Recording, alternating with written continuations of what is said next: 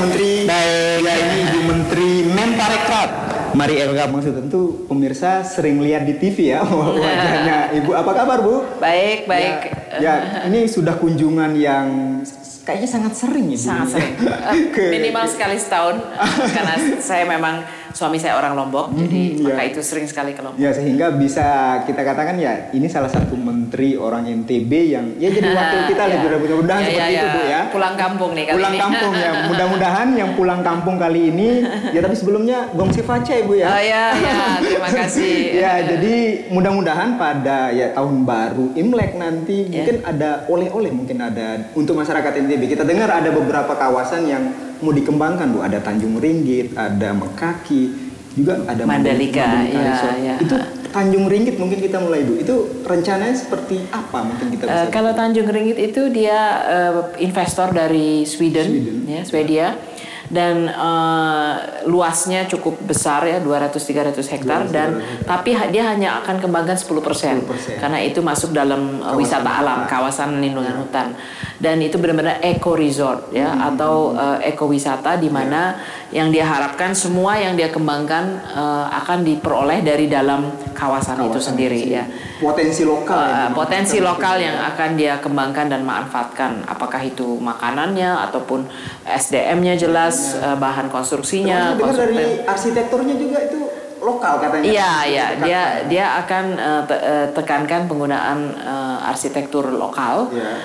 Dan yang menarik dari dia melakukan banyak diskusi dengan komunitas setempat untuk urun rembuk. Oke, kita mau kembangkan partisipasi dari masyarakat. Ya, partisipasi dari masyarakat yang karena mereka sudah 3 tahun dalam mengembangkan jadi ini. Tidak hanya ramah lingkungan secara dari sisi hutan, tapi juga masyarakatnya. Ya, masyarakatnya ikut ramah sosial lah. Ya, dan memberi ide-ide. Oke, sebaiknya kita kembangkan kawasan seperti ini. Misalnya tadi saya dengar mau bikin masjid dari bambu untuk menghormati salah satu ulama di situ yang memang concern mengenai penggunaan bambu sebagai bahan konstruksi. Sehingga itu yang menjadi kayak salah satu keunikan juga. Ya, keunikan itu, ya. Itu menjadi nilai-nilai jual. Tapi sejauh ini keseriusan dari investor ini seperti apa ya? Kalau menurut saya serius, maka itu kita semua proyek yang kita masukin di dalam MP3EI sudah pasti kita nilai keseriusan dan komitmen dari investor itu. Berarti proyek Tanjung Ringgit ini listing MP3EI? Iya, sudah masuk dalam listing MP3EI sebagai kawasan perhatian investasi, dan surat-surat yang perizinan mereka itu sudah hampir selesai. Masih ada beberapa lagi yang mereka harus selesaikan, tapi kelihatannya konstruksi bisa mulai tahun ini. Tahun ini sudah mulai konstruksi? Mudah-mudahan itu. Ini kabar gembira bagi masyarakat Lombok Timur, bagian selatan. Ada resort unik di dunia di Tanjung Ringgit. Karena selama ini dikenal Tanjung Ringgit, kalau pergi melihat meriam besar. Nah, meriam besar itu juga bisa akan dikelola museum. Salah satu objek juga wisata bisa ditahu apa betul. Itu. Ada tahu nggak ada terowongan di situ? Iya, katanya tempat. Iya, ada terowongan persembunyian itu ada. Jepang, ya, tapi sekarang sih tertutup, tapi itu kan bisa dikelola lagi. Ya. Berarti potensi Tanjung Ringgit ini optimal ya untuk dimanfaatkan. Oke, Bu. Kalau yang di Mekaki itu seperti apa? Yang kalau Mekaki dia resort yang akan dikembangkan di pantai, dan juga akan mengindahkan lingkungan, mengikut sertakan komunitas setempat, dan yang jelas dia harus menjaga lingkungan laut dan hutan yang ada di daerah itu. Berarti dua resort ini memang berada di kawasan hutan berarti memang. Iya. Berarti memang ada keterkaitan pihak lain, khususnya Kementerian Kehutanan berarti. Iya. Yang untuk Tanjung Ringgit mereka sedang menunggu rencana kawasan hutan. Ya, itu kalau yang kalau yang Mekaki itu sebetulnya sudah ada perizinan dari kehutanan dan seterusnya. Tinggal AMDAL dia, tinggal menunggu penyelesaian AMDALnya dalam proses finalisasi. Berarti tahun AMDAL. Ini juga kalau misalnya itu selesai bisa. Ya, kita juga berharap mereka bisa mulai konstruksi pada tahun ini. Ya, pada tahun ini. Sehingga mungkin dua resort ini bisa menjadi dua daya tarik baru untuk destinasi wisata yang ada di NTB. Terus peran dari Menparekraf untuk proyek resort ini apa fasilitasi kemudahan perizinan atau kita perizinan tetap keluarnya dari daerah dan juga tentunya kalau itu terkait dengan kehutanan dari Kementerian Kehutanan. Tapi tugas kita sebagai koordinator sebagai Kementerian Pariwisata dan Ekonomi Kreatif maupun sebagai koordinator dari MP3EI di mana NTB adalah salah satu di koridor 5 yang gerbang pariwisata dan ketahanan pangan. Kita bisa mendorong untuk menyelesaikan masalah, memfasilitasi kalaupun ada kendala ya ada kendala. Tugas kita bersama Gubernur NTB. Gubernur NTB itu wakil ketua koordinator MP3I. Ya, jadi saya ibunya, beliau bapaknya gitu kira-kira. Jadi sebagai ibu dan bapaknya kita harus proyek-proyek ini anak-anak kita ini karena harus kita fasilitasi. NTB itu menunggu realisasi dari apalagi sudah ada banyak kabar baik. Terus saya dengar ada Rinjani ini yang mau. Ya, kalau Rinjani tapi kita tahan dulu, kita harus okay. jeda senak ya pemirsa tentu penasaran seperti apa rencana dari Kementerian Pariwisata dan Ekonomi Kreatif terkait dengan Rinjani yang sebentar lagi katanya akan menjadi geopark dunia. Kita ketemu setelah yang satu ini. Oke.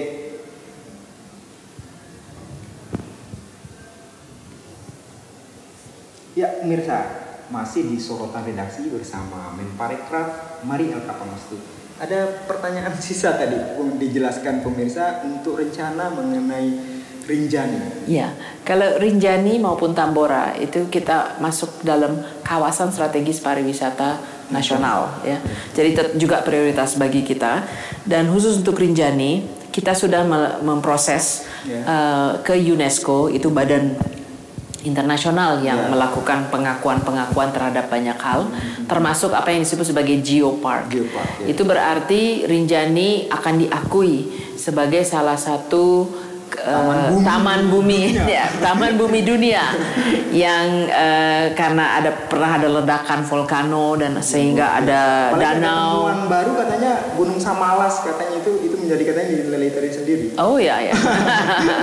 Ya, jadi banyak nilai-nilai geologisnya maupun mistisnya dan lain sebagainya. Peran dari Kementerian Pariwisata seperti apa? Kita dengan demikian kita sedang menyiapkan agar ya tentu kita berharap ini diakui. Begitu dia diakui, dia akan menjadi terkenal istilahnya. Akan banyak mudah-mudahan banyak fasilitasi untuk menyandang status geopark dunia.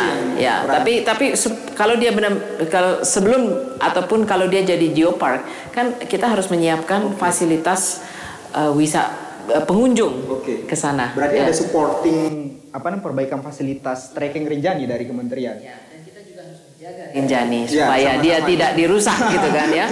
Antara lain masalah kebersihan misalnya. Sampah itu kan sempat menjadi problem dasar. Katanya pernah sampai puncak Rinjani ceritanya. Saya sudah pernah sampai puncak Rinjani di tahun 89. Oh, sudah lama sekali ya. Itu masih muda. Enggak tertarik lagi naik ke Rinjani, Bu? Mudah-mudahan waktu itu berat sekali ya naiknya. Saya tidak tahu sekarang, kan sudah tua ya sekarang. Jadi tapi saya akan berkeinginan untuk naik lagi. Berarti ini kan sudah pernah ngelihat secara langsung. Menurut Ibu sendiri memang potensial ya? Luar biasa. Jadi kita nggak pernah terbayang ya bisa melihat tempat yang begitu indah di Lombok di Indonesia. Kan kalau kita di ketinggian yang paling tinggi itu sebelum kita turun, itu kan ada bunga-bunga Edelweiss. Iya. Itu bagi saya luar biasa, paling luar biasa yang sampai sekarang saya nggak lupa. Padahal sudah tahun 89 baru naik. Jadi kita harapkan Ibu Menteri pemirsa jadi promotor langsung dari Rinjani karena saksi langsung pernah kan Anda dengar dari cerita. Ya, tentu sekali ya, mudah-mudahan. Terus selain ini untuk pembenahan dari sisi trekking ada hal lain yang untuk dibantu dalam tanda kutip Rinjani ini. Rinjani saya rasa path trackingnya dan informasi untuk tracking dan menjaga kebersihan, menjaga keindahan alamnya dan mendata ya. Saya rasa bagian dari kalau nanti kita menjadi geopark, kita harus punya showcase.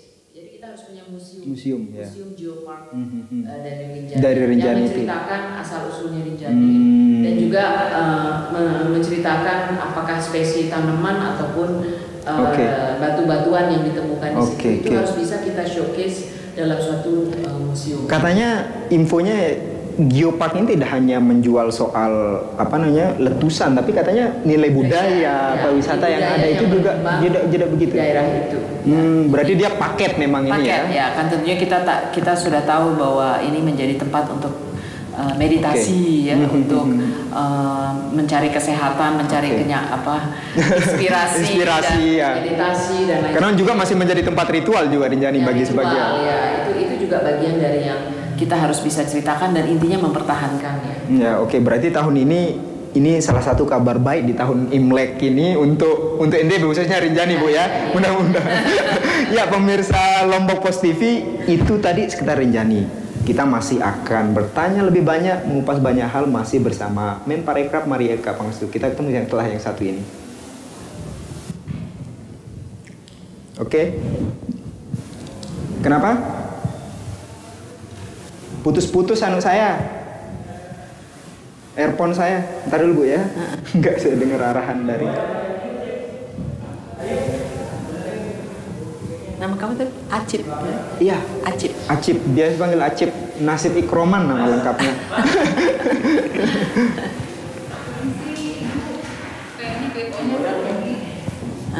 Ketinggian. Iya, ini monitor, tapi saya jarang dengar zat. Jadi mesti diulang. Enggak. Ada kok. Saya yang kesulitan nangkep sudah berapa menit untuk biar saya siapin jeda. Oke. Ayo. Oke. Kalau bahasa Sasak terima kasih ya. Tampi asih. Tampi asih. Nggih. Tampi asih.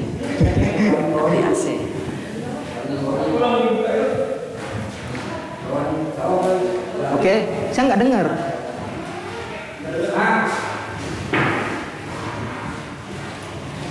Ibu katanya pulang Sabtu, berarti katanya. Iya. Lama juga berarti sih Bu. Iya, kan ngerayain Imleknya besok malam ini sampai besok malam. Ada kok soundnya. Cek masuk. Cek. Masuk kan? Enggak masuk. Oke, kalau enggak saya kira-kira sendiri aja ya. Kalau enggak masuk. Oke. Oh, masuk.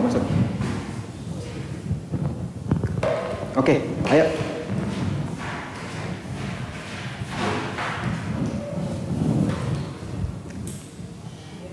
Kita ini baru 1 tahun Bu punya TV ya.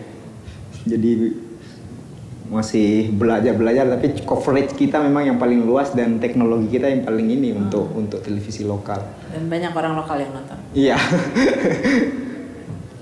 Kita mulai Bu. Ya, pemirsa Lombok Pos TV kembali lagi masih di Sorotan Redaksi bersama Ibu Menteri Pariwisata dan Ekonomi Kreatif Maria Eka Pangestu. Ya Ibu, kita kemarin sempat salah satu harapan dari masyarakat NTB ada pengembangan Mandalika Resort. Presiden SBY sudah melonceng kata groundbreaking, tapi salah satu yang menjadi kok sudah di groundbreaking masih lama, itu menjadi salah satu isu-isu publik. Mungkin bisa dijelaskan ke pemirsa Lombok Pos TV terkait dengan perkembangan Mandalika Resort. Seperti apa? Intinya kita pemerintah pusat maupun pemerintah daerah tetap komitmen tinggi untuk agar Mandalika ini bisa segera mulai konstruksi. Dan sudah beberapa langkah-langkah yang dilakukan, termasuk infrastruktur, termasuk bahwa BTDC, karena tadinya namanya Bali Tourism Development Corporation, sekarang namanya akan berubah menjadi Indonesia Tourism Development Corporation. Jadi sudah nggak hanya mengelola Bali. Sudah hanya mengelola Bali, tapi mengelola banyak tempat termasuk Lombok, di Mandalika. Nah, memang masih ada permasalahan lahan yang dalam proses untuk diselesaikan dan mudah-mudahan dalam waktu yang tidak terlalu lama bisa diselesaikan. Dan mereka walaupun menunggu ini selesai, saya sudah mendapat komitmen dari mereka. Tahun ini mereka akan membangun jalan. Iya, kita kalau dari pantauan kami sudah mulai pembangunannya, sudah mulai proses konstruksi jalan. Ini salah satu kabar gembira lah. Itu mengobati masyarakat NTB. Oh, ternyata sudah ada yang mulai. Tapi peran dari kementerian yang Ibu pimpin di Mandalika Resort ini kan seperti apa, Bu? Karena dia masuk dalam MP3I, dan juga diusulkan menjadi kawasan ekonomi khusus. Ekonomi khusus ya. Kita terus mengawal sehingga semua hal yang terkait dengan regulasi, dengan lahan itu dapat diselesaikan. Ini sudah mendekati langkah-langkah terakhir, mudah-mudahan. Berarti pengawal utamanya ya proyek ini harus tetap jalan bersama-sama dengan Pemda tentunya ya. Jadi ini harus jalan dan kita harapkan bisa mulai konstruksi tahun ini. Alhamdulillah investor sudah ada beberapa sudah ready, yang termasuk ready. Club Med ya, salah satu yang kemarin kita dengar, tapi memang menunggu infrastruktur Bu ya. Ya, dan ini sekarang jalan udah masuk kan ya. Jadi kita harapkan Club Med antara lain yang sudah menunjukkan keseriusan untuk memulai dalam waktu dekat ya. Oke, misalnya terkait tadi malam kita dengar Ibu juga bicara kesiapan SDM. Ya. Harus jangan sampai kita catat, katanya jangan sampai orang NTB jadi penonton di tengah pembangunan itu. Concern seperti itu apa? Mungkin ada pesan memang khusus bagi masyarakat NTB ini. Bagi masyarakat NTB saya rasa ini momen yang luar biasa ya. NTB mempunyai aset alam, aset pantai yang luar biasa. Ada beberapa proyek yang sudah real nih akan mulai. Manfaatkanlah dengan di sini sudah ada beberapa sekolah pariwisata dan di luar mendapat pelatihan sebagai di skill pariwisata. Saya rasa sikap barangkali sikap untuk menyambut baik tamu dari luar. Bagaimana tamu dia kayak nyambut di rumah, sediain kopi, sambut di rumah. Jangan nyambut orang kayak mau nagih utang. Atau marah-marah gitu ya. Ini sikap juga harus berubah untuk kita terbuka terhadap tamu-tamu yang akan datang. Pemirsa Lombok Pos TV, sambutlah tamu mancanegara ini, karena tidak hanya sekedar mereka datang. Karena ini juga untuk kemajuan daerah dan ekonomi tentunya Bu ya. Betul. Tingkat kemiskinan kayaknya dengan pariwisata ini banyak menciptakan lapangan pekerjaan, mengurangi kemiskinan, dan dampaknya bisa langsung ke masyarakat. Ya, di luar orang yang akan bekerja di industri pariwisata. Orang langsung bisa beli dari padinya, petani jadi souvenir, oleh-oleh. Ya, jadi banyak sekali dampak positif yang bisa dirasakan, dan tidak harus khawatir bahwa itu akan melunturkan budaya kita atau tradisi kita. Itu pasti kita jaga ya. Pariwisata berkelanjutan itu berarti juga menjaga tatanan sosial dan budaya yang ada. Kalau ada sesuatu yang dianggap tidak pantas ya sudah pasti akan dijaga, tidak dilakukan gitu ya. Ini sebenarnya kalau misalnya kita lihat tadi ada Tanjung Ringgit, ada Mekaki, ada Kawasan Gigi, ada Rinjani. Sebenarnya dari sisi alam kita memang sudah luar biasa ya, tapi memang masih perlu pembenahan dari SDM, terus apalagi infrastruktur. Ya, dan peningkatan kegiatan dan objek wisatanya ya, daya tarik wisatanya tetap harus dikembangkan. Ya, kayak kesenian ya. Jadi ini juga untuk teman-teman di NTB, ini kesempatan nih untuk mengembangkan songket kita, mengembangkan gerabah kita ya, dan juga tenun, kuliner, seni, tari-tarian, musik ya, yang itu sekaligus aktivitas seni tapi aktivitas ekonomi juga jadinya kan kalau dalam konteks pariwisata. Ya mudah-mudahan bisa segera cepat direalisasikan. Ya pemirsa, kita masih punya segmen berikutnya, kita akan mengupas banyak hal dari Ibu Menteri Marie Eka Pangestu. Kita ketemu setelah yang satu ini. Oke, ayo take lagi.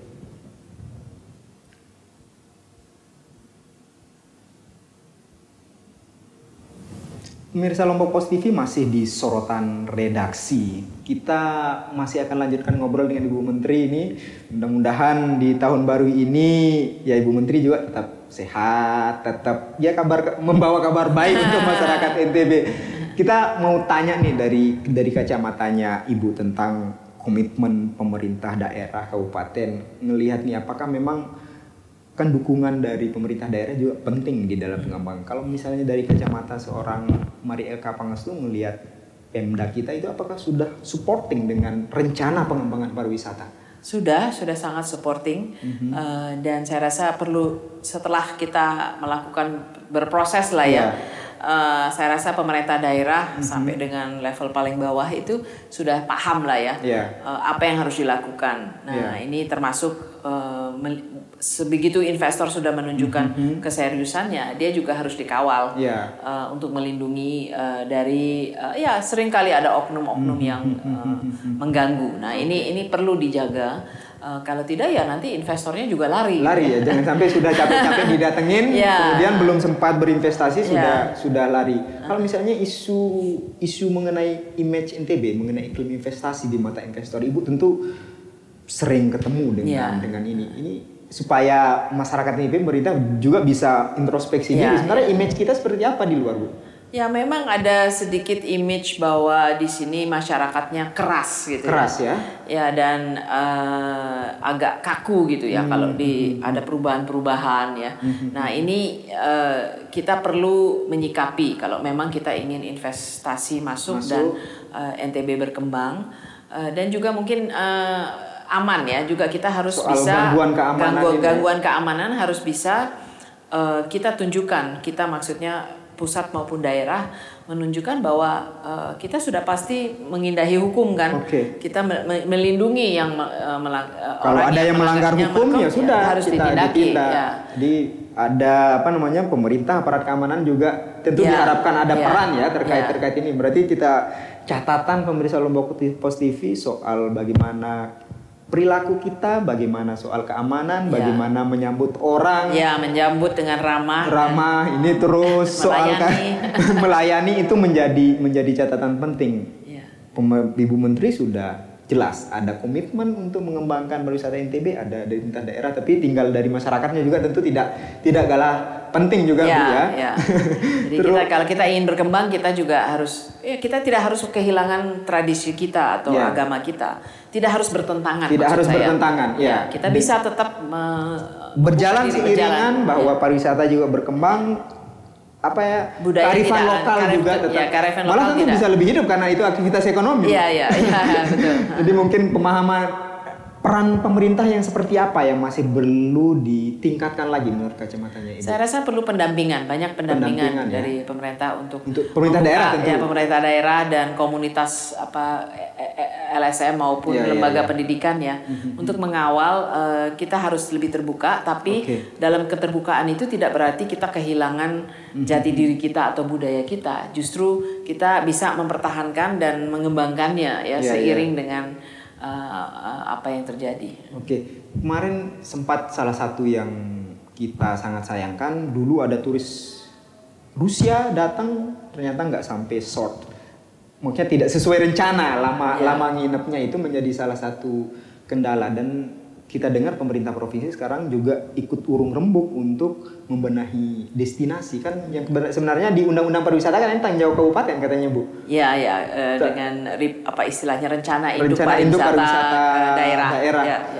Terus apakah kemudian ini kita mau ada nggak ini misalnya dari Menteri Kepariwisataan ikut urunan nih? Ini sekarang NTB ini sedang mau membenahi destinasi karena banyak fasilitas umum salah satunya yang dilengkapi yang masih kurang sehingga nggak nyaman pariwisata. Hal-hal kecil itu ada juga mungkin anggaran dari Menparekraf untuk pembenahan destinasi ini.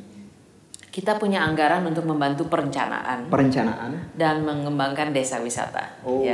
Nanti kalau urusan infrastruktur kita punya peran untuk mengkoordinasi dan mendorong kementerian lain, apakah PU, perhubungan. Tapi kita harus membuktikan, makanya perencanaan penting.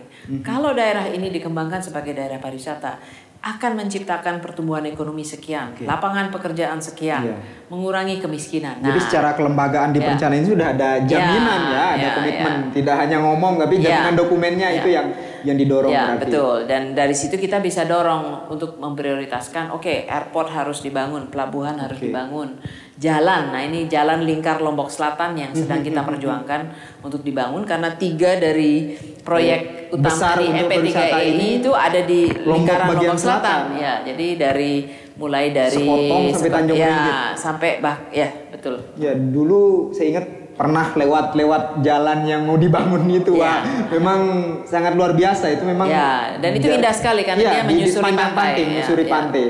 Jadi itu dibiayai dari APBN rencananya? Ya, itu tentunya PU ya. PU ya. Dan mungkin tidak 1 tahun ini selesai, tapi dalam beberapa tahun. Berarti Yang penting masuk dalam perencanaan. Listing MP3I sudah ada. Ya, kalau begitu dia masuk listing MP3I, diprioritaskan oleh PU untuk dibangun. Tugas pemerintah daerah di situ seperti apa? Kadang-kadang kan ada bagian dari tertentu yang masuk dalam jalan kabupaten atau jalan provinsi supaya nyambung. Nah, itu di situ perannya, dan juga untuk mendukung mendukung ke pusat, ke PU bahwa ini diperlukan dan ini prioritas.